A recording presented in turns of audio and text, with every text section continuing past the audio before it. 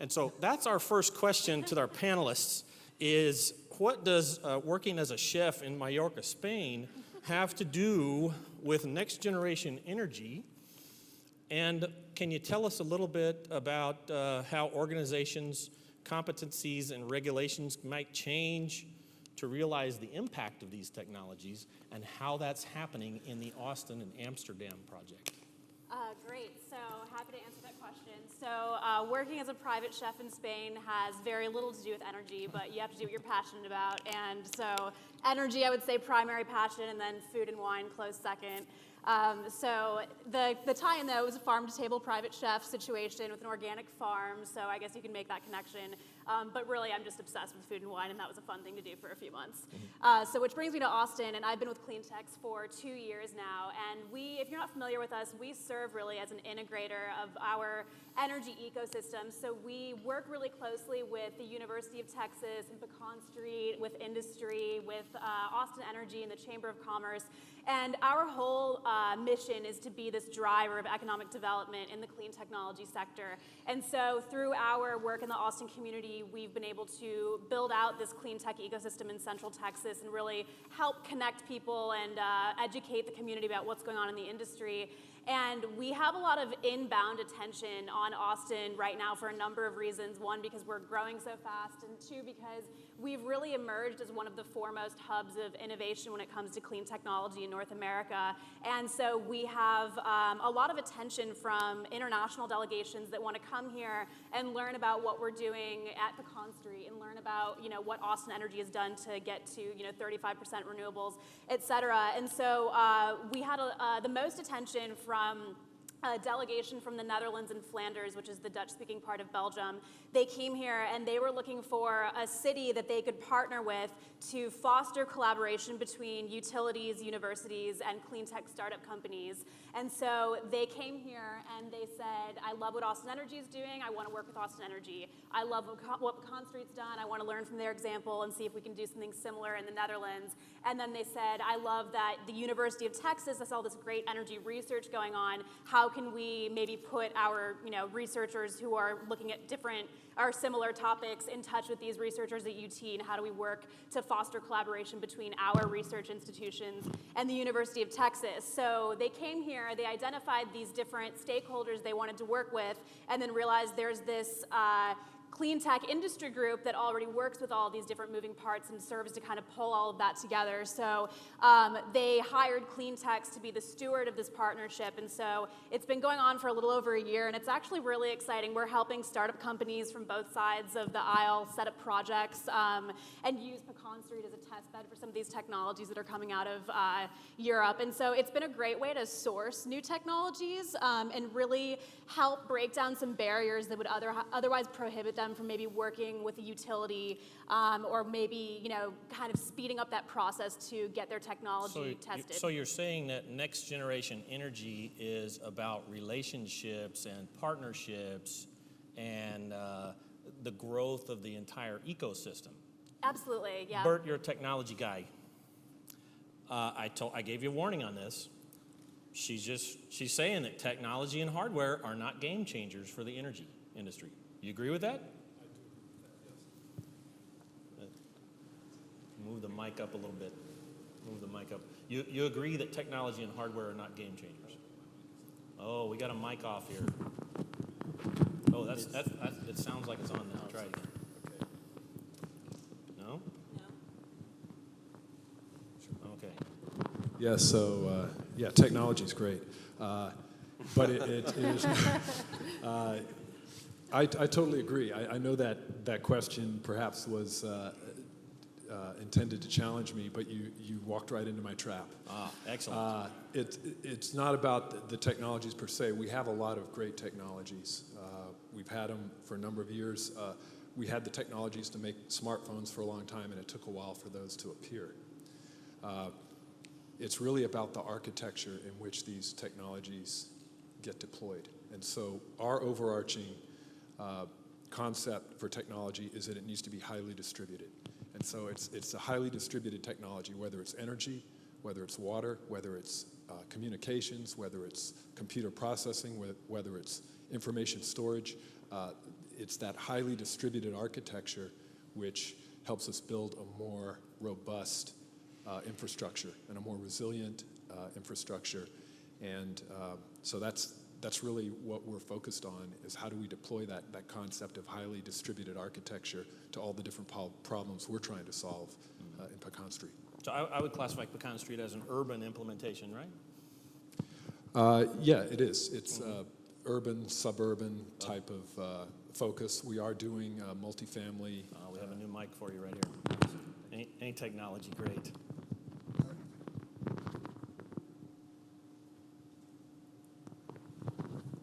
Yeah, so we are doing some multifamily, high-rise investigations as well for dense urban, but then also the more suburban, less dense type of situations. Okay. But all those different densities right out to rural have their own architectures and requirements for storage and the amount of energy you need to produce and how that interacts with the other resources. Jennifer, your company Green Mountain is working on implementations of renewable energies in urban areas, and I've heard a concept of solar to go. How does that dovetail with what we're talking about here? Sure. First, just like to say thank you, Stan, and thank you, ETS and Z Prime, for having me today. For a little bit of background, for those of you who may not be familiar about Green Mountain Energy, we are the nation's longest-serving renewable energy retailer. We offer renewable electricity to residential and business customers across the country. Texas is definitely our biggest market, but we're in parts of the Northeast, and we also run Portland General Electric's renewable energy program for them up in the Portland area. So for those of you that are familiar with Austin Energy's Green Choice program, we run Portland's version of that. But to this idea of kind of solar to go or portable solar, before I get to that, I do just kind of want to give the segue and kind of how we fit into this next generation panel. So my creative tweak on that is that our sort of next generation concept, if you will, is listening to our customers. So I don't know if some of y'all were here for the earlier panel where Carl Popham with Austin Energy was saying that they had kind of seen this evolution of starting to think about and evolve what they actually refer to their customers as customers. You know, traditionally they had been just seen as ratepayers, and then they started adopting this idea that actually these are people that we're serving and trying to deliver a product and a service to, and customer satisfaction and kind of customer experience matters. Well, that's something that is really core to who we are and important for us, and so in terms of what our customers are asking for and where the most interest lies right now is in the area of solar energy. So being a renewable energy provider, for the past 17 years or so, our biggest bread and butter has really been wind energy. And bringing, building demand for renewable energy and specifically around wind energy. But over the past couple of years, we've really been shifting to focus more on solar technologies and making solar accessible and affordable. So we absolutely want to be able to have options for customers that are lucky enough to be able to put solar on their roofs and have solar on site. We have solar leasing options. We have a renewable rewards buyback program for people that have on-site solar that will buy back the excess electricity they produce. But the vast majority of us, unfortunately, aren't well suited for solar energy to have it on our home or on our business. Either we have too much shading, or don't have the right orientation to really maximize solar energy production. So we've been trying to look at other ways to bring solar to consumers of all types. And one of those ways is through this concept of solar to go. So we've recently partnered with a company called Goal Zero, who makes really rugged, kind of on-the-go solar products that's kind of intended for the real outdoorsy explorer type. So it can be used anywhere from events and concerts to a 5-day backpacking trip out in the wilderness. And they kind of scale up all different sizes and kind of durability models of different solar panels that you can kind of plug and play and kind of interchange with different types of storage systems that can be used to charge different types of devices. We're also looking at how to support 100% solar electricity for your home or business through a new solar electricity plan called Solar Spark. It was introduced a year ago. It is the very first 100% solar energy plan in competitive markets in Texas, and due to its popularity, we've actually expanded it into Pennsylvania and New York, where we operate as well. And it has a little bit of a unique twist in that, in addition to getting to power your home or business with 100% solar energy, customers choosing this option also get a credit back. So they're getting part of the financial benefit of the solar energy that they're helping to support back on their bill. And the money, a portion of the revenues from that solar electricity sales are going actually to put new steel in the ground and build new distributed solar projects. So we just completed our first one of those, actually not in an urban setting, but at one of our wind farms out in West Texas at the end of last year. And we're looking at more locations that are a little bit closer to where our customers are, mostly in urban areas as well. Patrick, your company does a lot of work with smart buildings, energy efficient buildings, sustainability, renewability. How does that dovetail with what Green Mountain is doing here? We measure what they put on the building, and then we provide it into a dashboard orientation. So, like she did, thanks everybody for being here. This is the afternoon. It's been a long day. Y'all have had a lot of data input, I'm sure. I appreciate everybody staying for this. Hopefully it's worth it. Appreciate ETS for inviting me to speak here. I run a business unit of FSG. FSG's been in Austin for close to 33 years, and the business unit I run is FSG Energy. And we very much focus on enterprise type orientations. Our enterprise accounts are all looking at renewable energy technology. One of the biggest issues that they have is once they deploy it, they don't really know what they're getting from it. They don't really know what the output is. So we're finding that technology is much more value when the person that made the decision, and much of our PPA agreements, so power purchase agreements, in which they're not actually buying the technology at all. They're just buying the power from it. So they're buying the output.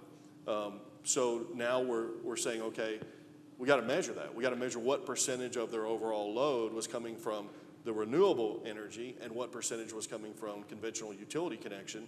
Along with that, push it out into, take that data, convert it into information that other stakeholders, like the stockholders, can see, like the customers, to know that you're committed to your neighborhood, you're committed to being green. I was at a shareholder meeting for a company called Walgreens, not a small company. At that shareholder meeting, people were talking to the CEO at the question and answer session and thanking him for having committed to energy investments and having committed to renewable energy. When they saw the solar panels going on the roof, they actually decided they were going to spend more money in that store because of that. So there's a lot of analytics that goes around the overall impact towards measuring those type of commitments. And I think those commitments are not being made based on saving energy. They're being made based on the corporate commitment to ecology, the corporate commitment to not being passed up by their competition on committing to green. And so the technologies that we provide, like Bert was saying on distributed technology, have been enabled because of this big convergence that's going on right now that we're talking about, but we're talking around it. The biggest convergence that I've dealt with in my entire professional career and our industry has probably dealt with happened between two industries that were related but didn't really work with each other. One was building systems technology and IT, okay? That was on a collision course forever and it finally collided. And the other one was supply side and demand side energy. That meant that if you could deal with technologies that were already deployed into buildings, okay, not buying new technology, but you could put them up into an environment that would allow other things to operate those controlled items, whether it's HVAC, whether it's lighting, whether it's trash compactors. And you can yield a reduction in energy at the right time in the right area, then you do two things. One is you can sell it for 10 times what you paid for it. That's not a bad thing if you got 4,000 stores. The other is you can be deployed to execute on better grid management. So there's a bit of a technology piece here. There's also a bit of an education piece. There's a bit of an outreach piece. Edgar, You seem a bit of an anomaly in this panel, right? Sure. We talked about this earlier. You seem a bit of an anomaly, but what Patrick was just talking about and what others on the panel have talked about really feeds directly to kind of what you do with Circuit of the Americas, the branding piece, the engagement piece. How do you respond to what Patrick was saying? Well, I think you're right, and we're in a everyone else here on the panel is kind of more directly involved in the energy sector. We deal with a very different kind of energy, right? We deal with kind of high energy adrenaline. We deal with the service we provide, the product we sell is essentially an extraordinary experience. So if you don't know, we're a sports and entertainment venue outside of Austin. We're the first purpose-built Formula One track, a Grand Prix facility ever built in the United States. We have a 3.4-mile track, the site of the only F1 race in the country. We also have an amphitheater, seats 14,000. We have about 20 concerts a year. And we're also the home of the ESPN Summer X Games, kind of extreme sports. So on the surface, we don't deal with with solar panels or energy management or new technologies, or making connections between Austin and companies in Europe. But where we do intersect, I think, is increasingly you're seeing that motorsports are I think they're a powerful platform to showcase and to change attitudes about new technologies and social issues, and they have been for a while. If you look at the history of sports in this country, they have a long history of contributing to positive change, right? You think about Jesse Owens in the Berlin Olympics. You think about what Major League Baseball did in the 50s for segregation, how they broke down those barriers. Think about the 1980s, Title IX and what that did for women and women's sports, and we've seen a tenfold increase in women involved in high school sports now and what that's done for their health. And you think about what are the social issues today, and clearly one of the social issues is the environment and how we deal with the environment and our impact on that environment and what we're going to do about that in the future and how that's going to impact our quality of life and what's the right attitude and right approach. So there's a major role that can be played. There was a recent poll I saw that said 11% of Americans say they follow, I think it was 11% or 13% of Americans say they follow science news. 61% follow sports. So sports, again, are a powerful voice. Who hadn't heard of LeBron or Johnny Football, right? Exactly. It's mass communication of a different kind. Different kind. And you're seeing, I think, and we can talk about it now or later in the discussion, but I think you're starting to see in motorsports where different series, different automakers are rolling out, experimenting, and introducing consumers to different forms of hybrids, of fuels, of synthetic fuels. Are hybrid vehicles used extensively in the racing environment? So the different series have different rules, but if you look at, just quickly, if you look at the next couple of months, what you hear at the Circuit of the Americas, what's coming up. So September 19th and 20th, we have the Tudor Sports Car Series and World Endurance Championship, a primarily European series. That's endurance sports car racing. If you look at World Endurance, the cars that dominate that are Audi has won that championship for many years, racing diesel hybrids. And Toyota and Porsche, which are the two other top teams right now in the points, also race hybrids, in that case gasoline hybrids. So you're seeing the top teams in that type of racing, all hybrids, right? If you look at what's going on in Tudor, you're seeing some of the teams utilizing synthetic fuels, right? So you look at Mazda, and Mazda will be, they actually race with the fuel that's made in Louisiana, and it's made from animal fat waste product, right? So that it's reprocessed and actually is powering those cars.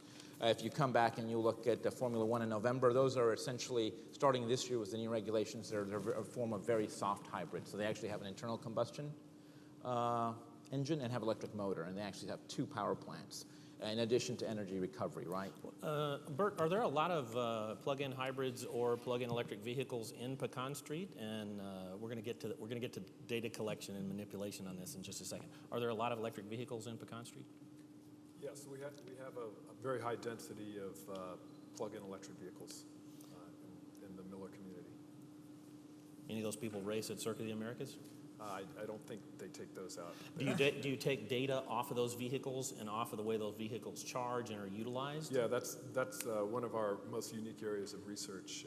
We're able to monitor when all the charging occurs at home. We're pretty sure that most of those vehicles do most of their charging in their own garage, not in public charging stations. We do have a few vehicles where we're collecting full GPS and other vehicular data over the OBD port through a cellular link. So we've got a little bit of data about actual driving patterns and so forth as well.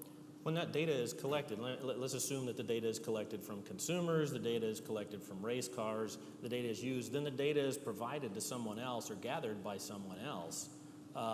At some point, all of this data, we heard from different speakers earlier today, I think it was the fellow from Cisco, that was talking about streams of data, and individual streams of data don't really provide a lot of context. But when you have a lot of streams of data, the cross correlations start to create a pretty interesting context. How does this interplay with the retail environment? Right? If people are carrying around a solar thing and that solar thing is reporting data back somewhere that's can be communicated with Walgreens or whoever, or Walgreens can communicate with them, how does this flow of data affect the next generation of energy management solutions? Plugs it up. Did you say it plugs it data, up? Yeah, data in itself has to be converted. Data can overwhelm anybody. There's enough data in standard systems out there that once you pull the data out, you can't analyze the raw data. You got to convert it into information that businesses fully understand how to use. So you've got to put it into business speak. We first thought we were really good when we showed a 42-page spreadsheet with a lot of data on it with 15 columns, and we made it through row number 4, and they said, I give up. This is too technical. We speak in the form of KPIs. All businesses operate in the form of KPIs. So key performance indicators are really the thing we have to convert to. So when you're presenting, when technology can acquire data, there are rich sources of data out there. Every system that operates now, every air conditioning unit you buy for a commercial space has a microprocessor, has a COM port. There is no more controls industry per se. It is now built in. And these sources of data are huge if you can convert it into something that can be readily used and decisions can be made. Knowledge is power, right? Right. Knowledge comes from analysis of the data. Right. How does this analysis of the data become a change to us as a society going forward? We're going to have a ton of data that we release knowingly or not, willingly or not. The recent hack of iCloud with the celebrity photos being leaked and stuff like this. Those people knowingly took those photos. They might not have known that the data got released, but in this case, we don't know what data is being gathered and what's happening to it, and who's thinking about it. This is a concern. Is this a concern?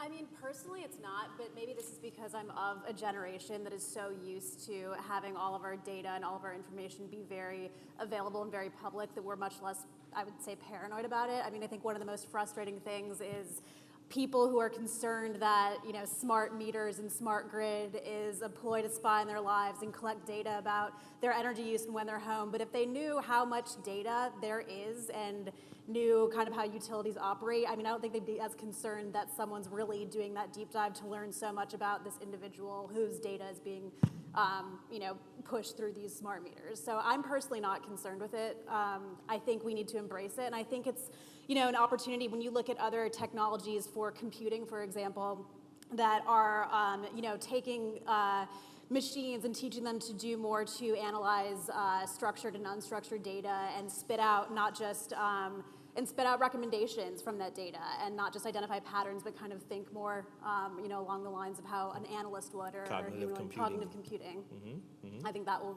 have major implications for the industry over the next few years. Well, this massive data store would certainly feed a lot of algorithms like that. Yeah. Well, I mean, any successful, the kind of business marketing campaign is based on an insight, right? Some discovery you've made about your consumer, about the consumers. And of course, the trick is going through that data and finding out if if those key performance indicators are in fact the right questions. Are they even relevant? Because you might discover in that data that there's opportunities in there that you hadn't realized, or that maybe what you thought was a key performance indicator is, it's off kilter somehow. And you ask if there's concerns. Well, there's always two sides to everything, but I think there's opportunities. I mean, clearly there's opportunities. Clearly there's opportunities. Oh, I saw you lean forward on that. I am leaning forward. I just would like to kind of build on all of this discussion around data, and to Andrea's point about, certainly there are risks and there are trade-offs in terms of what might be perceived as privacy or security concerns. It also enables incredible empowerment tools as it relates to the energy space. So I think as Brad with Ricaurte was mentioning earlier, now in Texas, virtually 100% of the electric meters out there are smart meters that can enable access to 15-minute, so near real-time energy consumption data. And we are just starting, as Green Mountain being a retail electricity provider, we're just now starting to be able to figure out what to do with that data, how to use it to empower our customers to understand how they're using energy, when they're using energy, and how they can make a difference to use that energy differently or think about where that energy is coming from a supply perspective. So to give you an example of that, while we are not able to break it down to the 15-minute interval level just yet, we do have our customers who have given us access to their email address.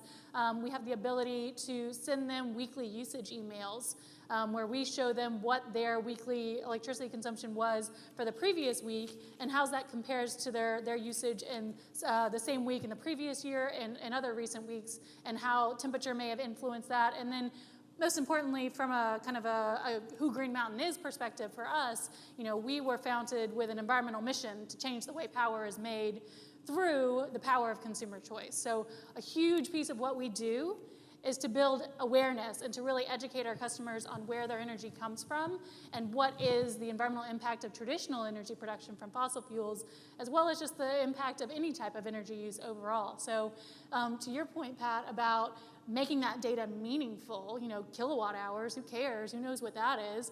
So one of the things that we do is we convert that in terms of what is the environmental benefit of our customers choosing renewable energy over conventionally produced fossil fuel energy. So we right now do that in terms of the amount of carbon dioxide that they are not putting up into the atmosphere by choosing pollution-free renewables instead.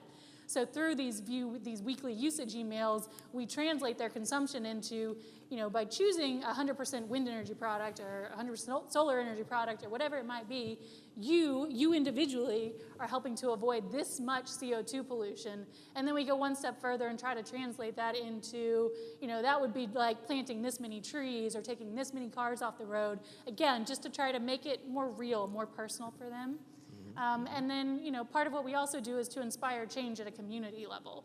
So a single person by themselves, if they're the only one choosing renewable energy, they're not going to make a difference. But the power of choice and the power of collection action is all of those individuals and all of those businesses, their impact adds up. And so we try to communicate that collective difference as well. Yeah. So just as a bit of a contrast, one of the more unexpected ways we found to utilize this energy, and we have corporate clients at utilities and technology corporations that do many of the types of examples you just heard.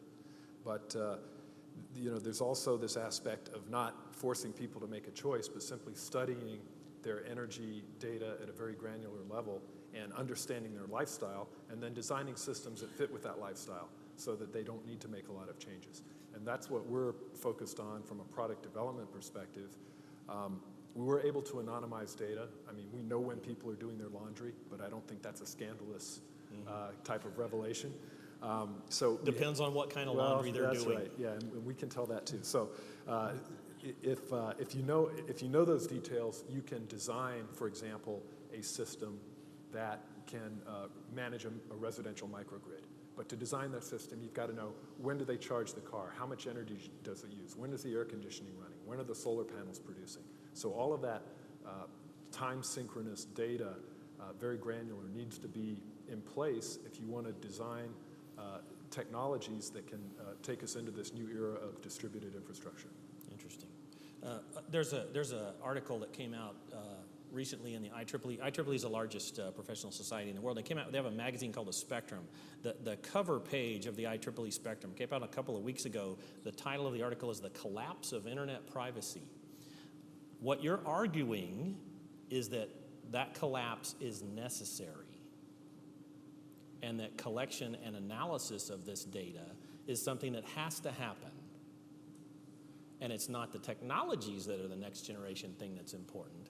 It's the intelligence that comes out of the data. Is that an accurate summation? Well, I think it's a bit of an overgeneralization when we say that we want the internet privacy to collapse to make data more open and more available. I think we've come up with very secure ways of acquiring massive amounts of data. We've got a platform now that pushes over 200 million lines of data every day into a big data platform. And it's the same exact platform that Twitter and Facebook run off of. So the beauty of that convergence between IT and building systems now gives us a place to put the data in an architecture and an infrastructure that's manageable, and then gives us a way to connect to that data source and have some really killer applications that are built out. Because the way we compute now, we no longer compute through a big giant program, right? We got an app, and I use an app, and I use that app, and I use that app, and I use that, and it's fine. It used to be you had to be a super heavy user of a giant platform, and you had to figure out how to do queries and manage. But now the technology that's already there can be connected because of the convergence between building systems and IT. You can connect it, put it into a network, put it on the internet, push it into an environment where it can be best managed and stored, and then develop APIs to connect really cool ways of doing the data. But you have to understand, it is a double-edged sword. Once you deliver data to somebody, it's almost never good. Energy data, I've never anybody said, oh man, thank you so much for telling me that I suck at managing my building. I've never heard anybody say that. So it's never good data at first, which means you also need to closely couple a plan to use the technologies, the same ones that delivered the data, to control the output, to control the outcome. You've got to be ready to move the needle immediately once that data is delivered, or it's only bad news and they're going to turn it off. Interesting. We heard Brad Jones from Ricaurte a little bit earlier. We're getting close to the end of the session, so if folks have questions, the mics at the sides are ready. We're going to start doing questions in a couple of minutes if you want to start moseying up. We heard Brad Jones from Ricaurte earlier today, and I wrote this down because I thought it was interesting in the context of big data. He said that they're doing a form of blind estimation on rooftop solar. He literally said, we don't know where rooftop solar is. That seems to be an interesting hole in the data collection piece. Right. Right? Absolutely. So data collection and analysis for people like Ricaurte and providers, certainly useful. But we also heard from Glenn Garland from Clear Result during his keynote speech. He said that the barriers in his time with Clear Result, the barriers haven't changed much. The barriers to technology haven't changed much. The barriers to implementation haven't. Do you think this the next generation of everywhere data, all the time data, mass quantities of data, do you think that's going to change the barriers and help us know where the rooftop solar really is and what to do with it? Rooftop solar is too opaque right now. That's the problem. The PPA agreements are a separate agreement from the utility. So if the utility can get, all the utility knows is that they're now getting a smaller check, okay? But they're not integrated with many of the rooftop solar providers to say, we got a smaller check because this offset it. There are programs in which customers signed up to be, if they could reduce their KW demand or manage it better, they would get a check from the utility. Well, the first month they put on the rooftop solar, it reduced it, and they got a check from the utility. But it wasn't anything that they did, it's the solar offset it. And so they said, oh, well, that's not good. And it kind of got sour with the utility, but you know, they're a beneficiary because a lot of the rooftop solar is going out on the edge of their grid where they know they can't deploy the resource to the customer at peak demand anyway, so they needed it. The problem is that there's not enough on the utility side, there's not enough collaboration with the renewable providers to say, you know what, let's work a better incentive program. Even though they're going to do PPA, even you're going to take stuff away, our grid is so weak in this area that we've got hundreds of millions of dollars of infrastructure we're going to have to build out over the next 10 years, or we could help you get some of your renewable energy programs done. We could help incentivize it. We could even co-promote it, because I'd rather not put bigger wire out there. I'd rather be able to just manage my demand by allowing them to come up with other ways to create energy. Well, rooftop solar may be opaque, but V2G is pretty active. Do you do V2G stuff in the Pecan Street? And how does the charging infrastructure bleed over into things like fast cars that need a really fast charge? I mean, if we got electric cars on the racetrack, and what's that DOD level 5 charge? It's not going to work with a level 3. That's going to be a massive electric infrastructure to support that. We don't do V2G right now. That's because I can't explain There we go. that. We don't do V2G because that's not available yet. That has to be enabled by the automotive manufacturer.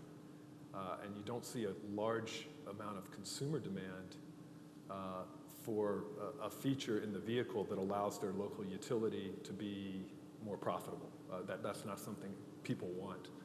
But if you gave them the option to have a vehicle that could power their house if the grid went down or in some kind of emergency, they might be interested in that, that type of system. So then the key is to make sure that if they're able to power their house with it, then maybe there's a path to put it back on the grid, and now the utility has a way to maybe lure some customers into providing that service. But it's, there's a lot of talk about V2G. I'm not seeing a lot of it actually happen anywhere. What about in the racing environment? Do you think the racing environment will drive innovation in electric vehicles like it has driven innovation in gas-powered vehicles? So right now, you talked about kind of charging for high-performance electric vehicles, and that's still kind of in the, I guess, experimental research stage. So, for example, Formula E that's coming out that actually races here in a couple of weeks. Their first race will be in China. That's an all-electric open wheel series that's premiering. This will be their first season. Formula E's approach, what they've chosen to do is actually use 2 vehicles per team. So they're actually not charging the vehicle, they're not swapping the batteries, they're just using 2 cars, right? One car runs out, they go into pit, and the driver's going to get out, get in the other car, continue. They've stated how they, that they have an ultimate goal of moving towards kind of some kind of charging technology. There's some experimental vehicles and some teams that have played around with, are looking at wireless charging, right? I mean, it's kind of an ultimate dream, and made a lot of progress, but it's certainly not on track right now where you can look at wireless, charging or battery swaps. Where you are seeing the electric vehicles be competitive with internal combustion cars right now are on hill climbs. So you see Pikes Peak that's been won by electric vehicles, where that torque advantage really comes through.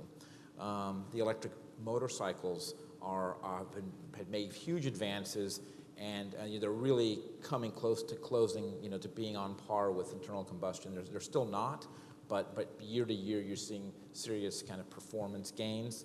And I mean, I think for me as a kind of a motorsports, not just kind of involved in that, we're not just working for the circuit, but as a fan, I wonder, is there a point in the future, in the near future, where you could see an inversion, where will we get to the point where you could have electric vehicles that could outperform internal combustion, and what would that do, right? What would that do to the consumers? What would that do to the fan? What would that do to changing perceptions? Already today, the 3 newest high-performance street cars that you could buy if you won the lottery, say, because they're very expensive, are hybrids, right? So the new Ferrari, the new Porsche, and the new McClellan, these are street cars, are all hybrid vehicles. Now they're using the hybrid technology to increase performance, right, by doing things like capturing brake energy, converting it, so they can charge an electric motor, using that as they start up before the internal combustion engine kind of its torque curve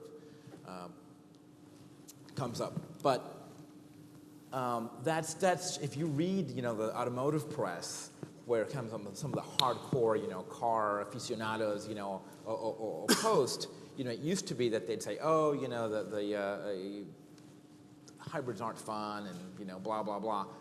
But that's changing because when the highest performing cars that you can buy are all going that route, it's hard for them to justify those comments. So you're definitely starting to see a shift in perception, but there's also a generational component. Well, many of the, I don't see anybody coming up to ask questions, so I'm just going to continue because I have a lot. You've been warned. Many of the I have a quote that I think is interesting because it comes from an executive at NRG Energy. Many of the technologies that are discussed today, such as electric vehicles, energy storage, solar panels, and so on, are not revolutionary. They're merely evolutionary. Right? You agree with this? Agree with this? Costs are down to the point where commercial deployment is feasible, and this is the result of decades of R&D and incremental improvements, scaling manufacturing, and so on. So the question is, if all the technologies that are on the table today are just evolutionary, what's the next disruption? What happens? What happens to make things move forward? Or are we just in a matter of execution and optimization? Well, the nature of an evolutionary improvement in technology is that it follows an experience curve. And so, that experience curve might manifest itself in like let's say a 15 to 30% reduction in cost every time the cumulative volume of something doubles.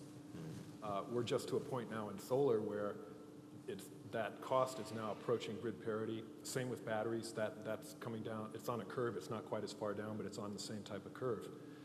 When they hit cost parity, that's the disruption. And then when they continue down that curve beyond cost parity, that's even more disruptive. And that's what we're entering now is we're looking at the very real circumstance where solar plus batteries in a very few short years is just going to be very inexpensive, and it's going to be a great challenge for people that are selling electricity by conventional means. Other thoughts? Andrea? I would say that we really can't underestimate the value of the drivers of collaboration and connectivity between these different technology providers and people who can, use them in a test bed or deploy these technologies. We really believe that the technologies exist to solve our current energy challenges. We really just need to have a large-scale deployment of these technologies, and that was kind of the backbone of the entire international collaboration. We basically came together and said, we're way beyond the demonstration phase. We have so many demonstration projects and pilot projects. Let's not create yet another demonstration and pilot project. We've already proven that the technology succeeds. Let's do a full-scale rollout. So we started calling them lighthouse projects. And so now we're in conversations with our partners on the Texas side and the Dutch government on the European side to figure out how can we leverage this partnership to have a massive rollout of existing technologies and use the fact that this is an international collaboration and we have gotten a lot of attention around this to incentivize other cities to join and replicate what we've started to do through this partnership and really position this as, the technology exists. We already know that it works, and we already know that we can do it economically. So at this point, we really just need to have those agents and those drivers to help as much as they can with the deployment. And Pat wants to consume all the data. Yeah, well, the real lagging issue is, people are really attracted to technology. It's really cool to buy something new that does something different, and you think you're maybe doing it more different than your competition, and you've got an advantage, and you're reducing your cost, and then from the utility standpoint, we get more control over our grid. We get to be smarter about when and how we know how much we're going to have to provide because we've got so many analytics that the weather report, if it's accurate, I can tell you exactly how much energy I'm going to be sending out on the grid an hour from now or what the demand is. The problem is none of that technology matters as much as people being interested, stakeholders being interested in operating their businesses more efficiently with what they already have. I see solar panels being put on roofs where air conditioning units haven't been maintained and had the filters changed in 6 months.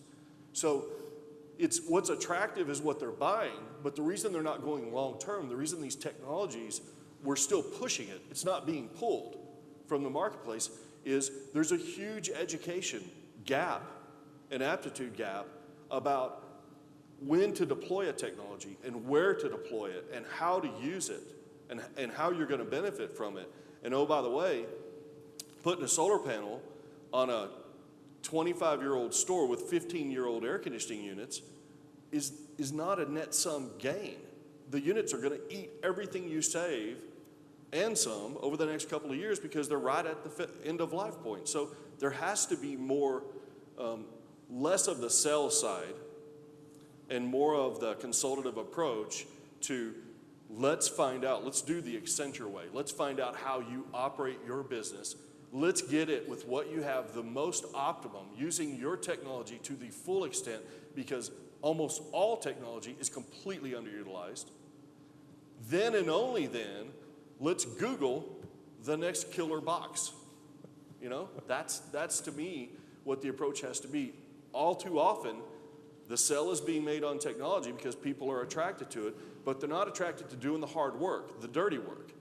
And that's getting their operation optimized to the point that they're going to be in a very low-risk, high-yield environment, and then the data can put them into a low-drag, high-velocity decision-making position on where to deploy this technology, where it's going to have its biggest impact across my enterprise. Yeah, somewhat along those lines, where I hope we're headed and where I think we're headed is that we're moving towards more of a systems thinking, more of an integrated approach. So for me, the real value in technology is the behavior change that it induces or that it enables, right? So if all of a sudden you have a fancy energy monitoring system in your business, or you have a Nest thermostat in your home, and that is creating awareness of how much energy you do consume and therefore how much you can save, well, maybe you start applying that to other things besides your HVAC system. Maybe you start applying it to all the gadgets and technology that we have within our home. How can you save money there? Or if you're taking the time to educate yourself on where your electricity comes from and what are the environmental impacts of that electricity use, maybe you're starting to connect the dots with, hey, it takes a whole heck of a lot of water to create electricity. Are there some lower water alternatives like renewables? So it just takes more of this integrated kind of balanced approach where you start to think about the intersection between your energy use, your water use, your transportation from an electric vehicle perspective. All of these things start to gel and kind of form together to lead to more sustainable practices and more sustainable lifestyles. Yeah, that's a good summation. I don't see anybody coming up for questions, and we're kind of to the end of our time here, so I'd like to thank the panel. Oh, wait, we have one.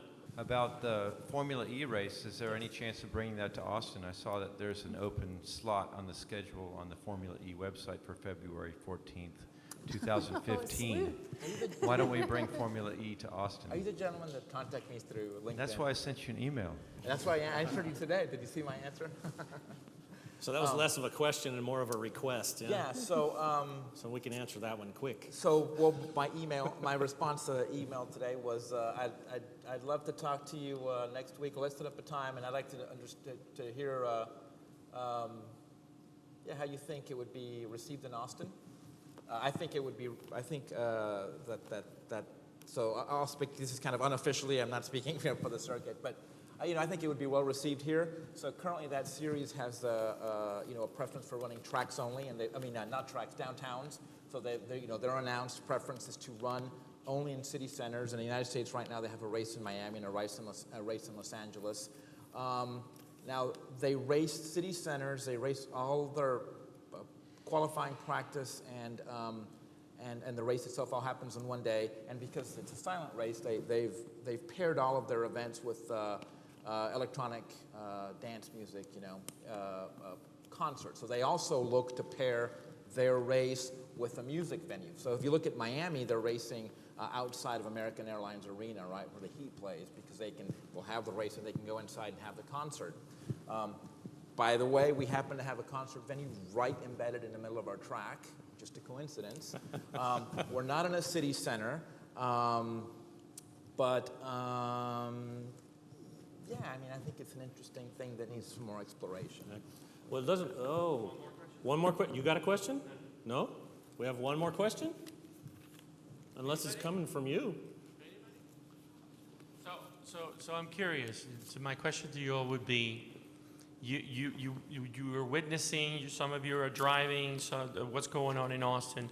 What, in your opinion, two sentences each, what makes Austin so unique about the proposition of becoming a magnet for energy innovation? That's a good one. Oh, you stumped the panel. I mean, there's been a theme today around collaboration and building off of each other's ideas. So I think that this sector, and CleanTX being part of that, has done a really good job of just sharing information and sharing ideas and connecting the dots and getting people to bounce ideas off of one another and build on it and grow it and enhance it. So I think we have an imaginative and a creative and a willing atmosphere and culture. Great restaurants. Great restaurant. I think the window exists right now for Austin to play a greater role in the future of the mobility sector, right? Cars are getting smarter, just like our phones. Austin can contribute there. You're seeing an increased use of apps, of smarter interfaces, of smarter communication and interaction with your vehicle. Again, Austin has a role to play there. You're seeing the electrification of the transportation sector. Energy management, energy storage, right here. Austin has that expertise. So there's a window. Will that window exist forever? I don't know. When will it close? I don't know. But it certainly is there now. And I think there's more potential there than what we've seized upon. Right. Austin's a destination place now. And, I've always loved Austin. I've been here since '84. But what we find is when we bring clients in, our base office is in Round Rock, and there's lined with hotels all around it, and it's a great area. There's places to eat, but almost every single time when corporate clients come in for a 1-day or 2-day session with us, they stay in downtown Austin, and they're staying there because everybody is like, if I haven't seen Austin, I want to see it. I got to see it, and the other piece is the knowledge base. The technology with UT and all the other universities that have really, really focused tightly on technology-centric education. Nobody wants to go in the trades. They want to come and get a computer science degree at UT or an engineering degree at UT. And so we work with the universities and we bring some of that young talent in, and it's just an amazing pool of talent in this area. I got to push back on that a little bit. I'm not feeling the love. My communications manager graduated with an MBA from where? Hey, that's what I'm talking about. Yeah, there you go. That was a call out. I will say really quickly, so Austin is incredibly unique, and we are already recognized as one of the foremost hubs of innovation for energy technology, and we have a lot to be proud of. We have a very progressive utility. We have dollar per dollar more research being conducted in energy at the University of Texas than any university in the world. We have Pecan Street. We have the oldest clean energy incubator in the country. We have so much going on, but I think realistically, in order to remain competitive, we need to stop patting ourselves in the back and keep our minds open to what we can learn from building relationships with other hubs of innovation and what's going on beyond our own city. Very good, very good. Very good. Thank you very much.